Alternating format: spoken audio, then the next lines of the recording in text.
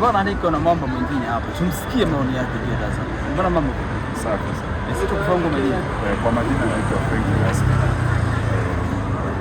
Naendesha pikipiki hapo na usafirishaji kwa bwana hebu kwa una wito gani kwa vijana wote? Mimi wito wangu ni kwamba na washauri waache madawa ya kulevya, kwa sababu hali madawa ya kulevya ni kitu ambacho hakina faida. Hivi wewe kijana mwenzangu, una faida gani unapokuwa unavuta madawa? Mfano bangi, mirungi, mihadarati, mfano shisha. Una madhara gani, una faida gani kwa unapata hayo mambo unavuta, unatafuna, unafanya? Na nikupe story moja, ndugu mwandishi. Nishawahi kuwa na rafiki yangu haya makundi, akaenda na makundi yale tumia hayo madawa ya kulevya, wakaenda sehemu moja bao, sawa. Walipofika kule na yeye akaonja shisha. Shisha na yenyewe ni madawa kulevya.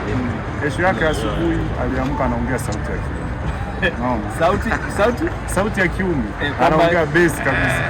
Lakini chanzo alienda akaonja nini? Akaonja shisha. Kwa hiyo mimi nawashauri vijana wenzangu, kama ni kijana unayejitambua, achana na huo mfumo wa kutumia madawa ya kulevya, tujikite zaidi kufanya kazi. Na ukiwa bize huwezi kuyapata haya mambo kama huwezi kuyavuta kabisa, kwa sababu unakuwa bize na shughuli zako. Kwa mara nyingi wale wanaotumia ni huwa wanakosa mambo ya kufanya. Mimi nahisi wanaotumia hayo mambo ni kwamba wana kazi za kufanya na wategemewi na familia zao. Ila sasa kama wewe ni kijana ambao una malengo yako, unategemewa na familia, baadaye unajitambua kwamba unatakiwa uwe nani mbeleni, huwezi ukafanya vitu kwa kujinga kama kushusha, kutoka bangi, kutafuna mtungi. Ni vitu ambavyo hata serikali yenyewe inakataza. Usitumie sisi kama biashara yetu mbeleni, tutaanza kulaumu. Tunalaumu serikali, tunalaumu wazazi wetu waliokulea kwa misingi mizuri, tunaanza kusingizia, tunachukua visingizio vyote tunawapa wale watu ambao walikulea kwa mazingira mazuri, kwa sisi tunakuja kuharibia mazingira.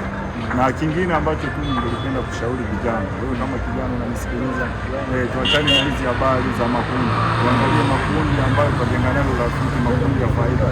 Ukiona mwenzia anatumia hivi vilevi, wewe achana naye, mcrash, utanaye pembeni. Tujaribu kuangalia yale makundi ambayo ni mazuri, ambao tunaweza tukaangalia na nini kifanyike ili tuweze kutengeneza kutoka hatua moja kwa wachana na haya madhara. Kwa mfano kwa jamii hapo mimi naona dawa za kulevya ni nyingi kwa hapa Mwanza, na kuzungumzia dawa za kulevya kuna mirungi, kuna bangi, kuna pariki, kuna shisha hizo na pombe kwa ujumla. Hayo ni mambo ninayoona yanaathiri vijana na ukoro. Sasa vijana wengi na mtu akishaanzisha hilo jambo kuliacha si rahisi. Wanasema unapoanza kutumia utatumia gharama ndogo, lakini kutoka au na ndivyo ilivyo, kwa sababu ukitumia wewe utatumia kwa gharama ndogo, ila wakati wa kutoka utatumia gharama kubwa. Na maana utajikuta sasa nguvu kazi ya taifa hili imeshaiangusha. Okay, unalipi la kumalizia kuhusiana na ujumbe wa jamii?